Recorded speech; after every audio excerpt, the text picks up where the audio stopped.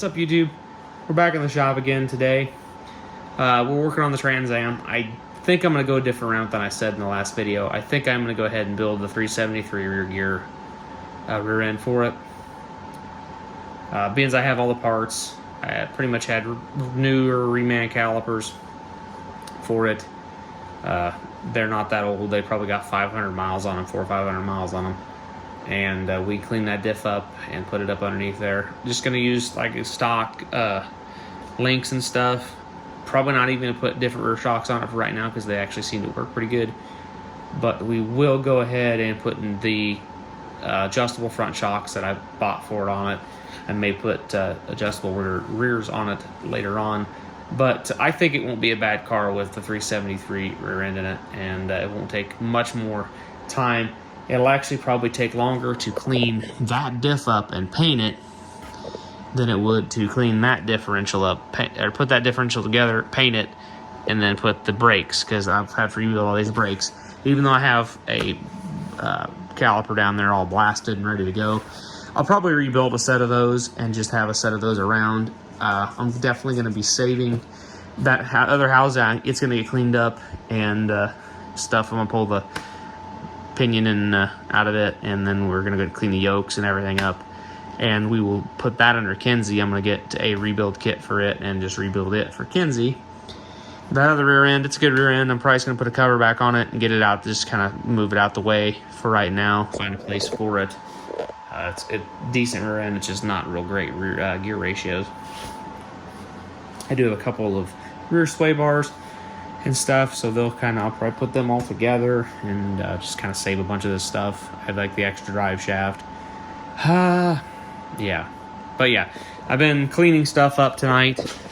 I got that spindle cleaned up, and that's a diff cover off the 84 Trans Am. Was cleaning it up and gonna put it on that differential. And I went ahead and painted this spindle. I got it cleaned up and sandblasted, and it came out looking pretty good.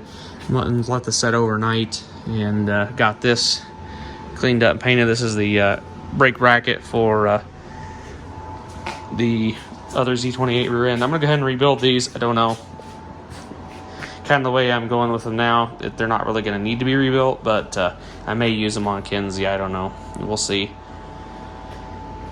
But anyways, I think that's what we're gonna do. I'm gonna cut the video off here, and then I'll stitch on tomorrow or whenever I get more progress done on the Trans Am. Back in the shop. It's been about a week. Finally got some time to come out in the shop and work a bit. I did some more cleaning a little bit. I still got more to go. I got some more organization to go over here. Got parts for stuff over here. I need to get the Suburban in at some point. I have a fan shroud and a clutch fan to put on it. Right now it doesn't have a fan shroud on it, and it's got a bad clutch fan. So I'm gonna go ahead and get that in here at some point, get that slapped on it and get it out of here. I also have plugs and wires. I think I'm going to go ahead and do that at some point too, just get the basic maintenance out of that truck. But what we're going to be doing is starting this axle. This is a 7.5 inch, just a regular GM 3rd gen axle. Factory L69 car, so it had the factory 373 gears in it, which I have here. I got the pinion and ring gear of the factory, and I even got the old bolts, which I don't need. Then a full motive gear rebuild kit, a trick flow diff cover, didn't really need it, and the best part about this whole thing is the Eaton True Track helical style pause unit. This differential's pretty clean, relatively clean. I went ahead and PB blastered the inside and the bearing spots and stuff, so it wouldn't flash rust or anything. It's a little dirty. It needs cleaned out, some brake clean. I'll probably pull these caps off and then go ahead and clean this surface. I'm probably not gonna do much tonight. I just got everything drug around and set in place. It's kind of late. It's like 9 o'clock. I kind of want to go in and settle down a little bit before I have to go to bed.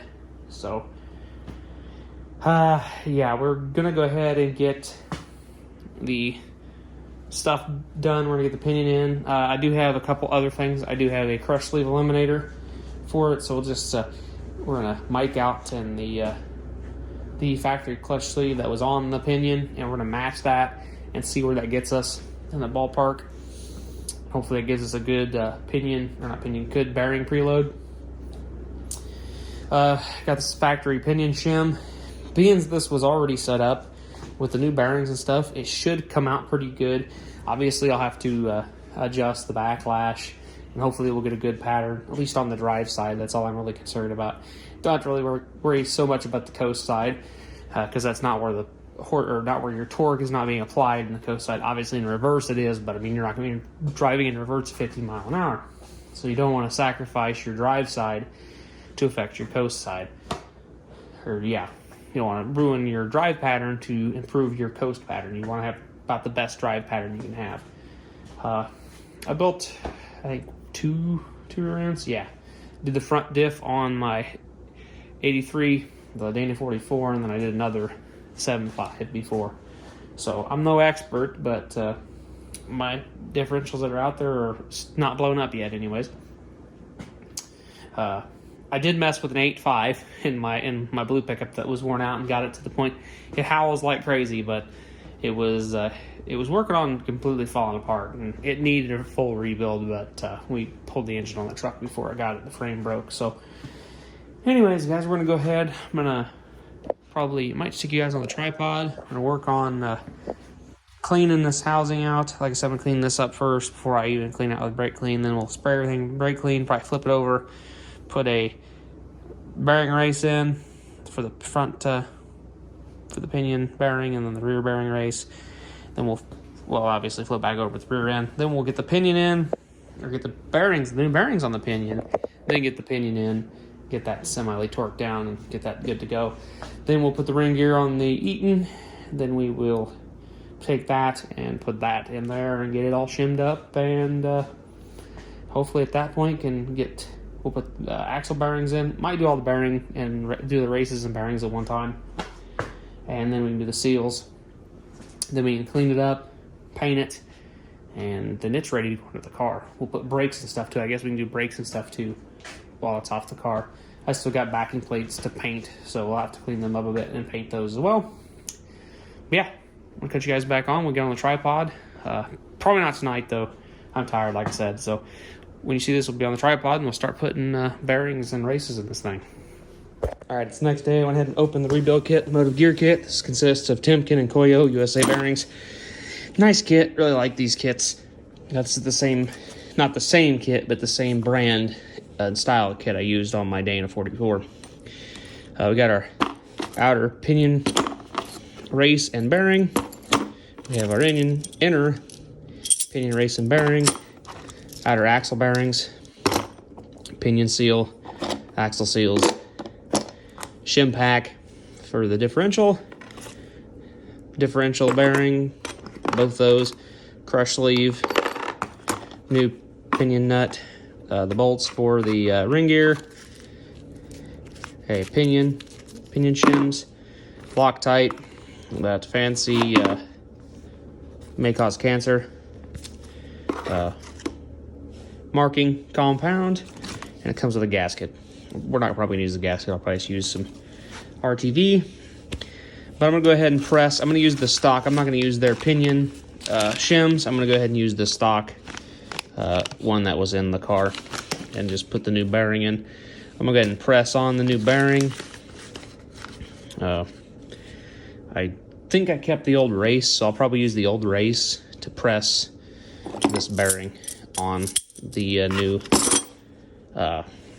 pinion in a second. But I think I'm going to go ahead and put the races in now. Do the pinion races, and then we'll put the outer wheel bearings in too. So, yeah. I think I'm just going to go ahead and put them in. They're pretty self-explanatory to do. There's plenty more rebuilds on the internet, but I got this kit. It works pretty good, so I'm going to go ahead and get those put in there and cut you guys back on in a second. Alright, so we got the axle bearings in, pinion races in, inner and outer. Went ahead and opened up the Eaton True Track. This is a pretty trick unit. Kind of expensive, but a nice unit anyways. I'm going to end up having to press the bearings onto this unit here shortly. So then we'll get pressed on there, and then we will worry about that. I gotta get the ring. I'll probably press the bearings on first before I put the ring gear on.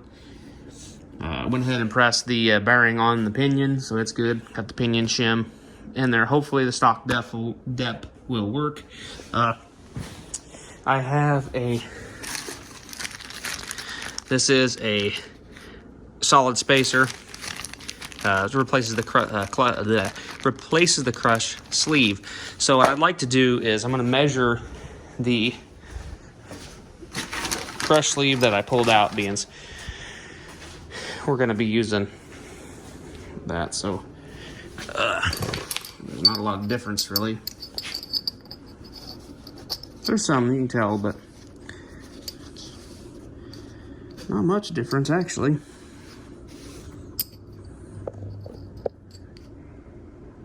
Yeah, some measure around this multiple points with my caliper and get the average, and we'll just take that. Should be pretty even around it, but we'll get as close as possible, and we'll get that set up with the shims and whatnot, and we'll get close to this and put that in there, and hopefully this should put us to a pretty good amount of preload. So we'll see how that goes. I'll use the old pinion nut and just hit it with the impact, get it good and snug. And yeah, if we have to adjust rolling torque, I can always pull it apart and adjust the shims. So we'll get that good. First things first though, I'm gonna go ahead and just get it assembled, and I'm gonna get the differential in just to verify pattern. And basically going to go off of the stock shimming for the differential and the other differential. So yeah, we'll go ahead and do that here right now. I'm going to go ahead and press them bearings on that, and then get the ring gear and stuff on that, and we will catch you guys back on when we get a little further. All right, so the ring gear is on the 2-track. Got it all in place. Made my own. I didn't have any left-handed thread chasers, so I sacrificed one of the old bolts and made me a left-handed thread chaser to chase all the threads, clean out all the old Loctite, put new Loctite in, got her all in. Didn't torque them. It's difficult to torque differentials if you don't have some kind of way to hold them. I can torque it in the housing later on if I really want to, but I hit them with my 1/2 inch. Impact's pretty good, not too ridiculously, but pretty good. They're pretty tight. It's all nicely pressed on there. Got the yoke out of the box. It still needs painted, but was probably painted on the diff. Now I just got to, I went ahead and dropped the pinion in there, put some 80/90 on the pinion and the bearing so we can get our breakaway or preload on the bearing correct using the solid spacer. I'm going to go ahead and get that measured up, get us a solid spacer. We're going to use the old nut for right now until we get everything, in case I may have to pull the bearing off and add a pinion shim or something, so we never know. So I'm hoping not. I'm hoping we can just get backlash set and have a good pattern, or good enough pattern, and get it all torqued together, and then we can slide the actually I can't slide the axles in, unfortunately, because I don't have the backing plates painted. So I gotta get the backing plates painted at some point, or actually I'll probably clean it up and just paint the axle without the axles in, and we'll just go ahead and, like I said, we'll clean it up, paint it, and get it ready, and we'll get the backing plates painted, and then we can assemble the whole axle and get it on rollers, and it'll be out of the way and done and ready for the car to come back in and go back under the car. I still have to do bushings on the rear links yet, so I'm going to go ahead and get that spaced out and get that spacer set up and get that on there, and put the yoke back on and see how our play, or not our play, but our rolling bearing preload. There we go. That's what the technical, real actual term of it is, bearing preload. So yeah, we're gonna go ahead and do that. All right, guys, I got the pinion in and got it the backlash for a new bearing. It said 12 to 15. So these are new bearings. So we ride it to about 14, 13, somewhere around there, 12 to 14 probably, so should be pretty good there. Feels a little tight to me, but they're also not totally 100% lube bearings. All I did was put a little gear oil on. So now I gotta flip it over. Got that strap holding it up, so I'm gonna flip it over and get it, and we'll start we'll put the differential in. I'm gonna use the stock shims and do a quick pattern and see how that looks.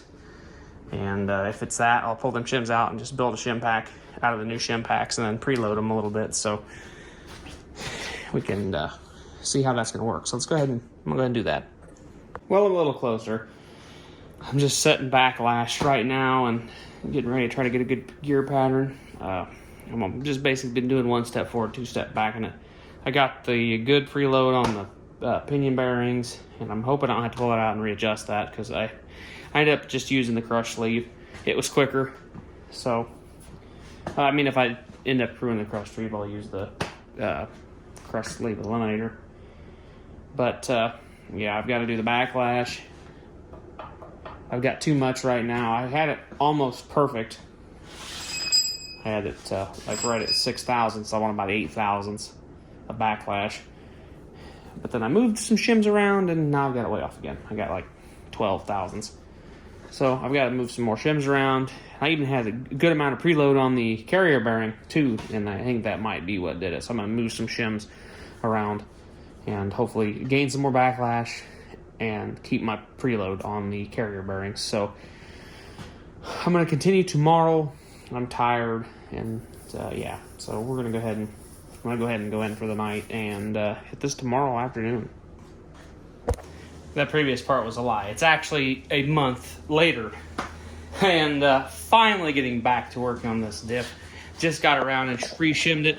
Got it shimmed up really nice. Got 7 thousandths of backlash in it, which is a little tighter than I want, but that'll be just fine. It's well within spec. So got a good amount of backlash, good amount of carrier bearing preload. Had a nice pattern on it. Went ahead and ran through the pattern there, and it looks pretty good.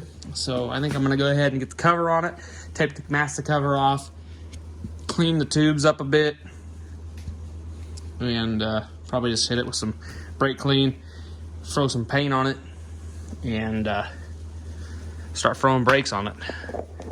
Probably gonna go ahead and end the video here just because I haven't had a video out in like a month. So yeah, got some other stuff in here right now. Got the Ace in here. Been painting some Trans Am stuff. So we're working on more of the Trans Am stuff, getting stuff painted, getting closer and closer on getting the car back in here so we can start painting stuff on it. I got to get a sending unit still. Haven't got that. Got to get a sending unit still. Got to get that swapped out so I have a working fuel gauge. Once this diff's done, this axle's done, that's the biggest piece out of all this, besides painting all the little pieces, that needs to be done. So once that is done, I can go ahead and start putting the car back together. So what I'm going to do is get it in here. I've got to go get the control arms so I can get them in here and I can press out bushings and put new bushings in them, and just got a bunch of stuff to do. So we're going to call it a day today, and I'll catch you guys in the next one.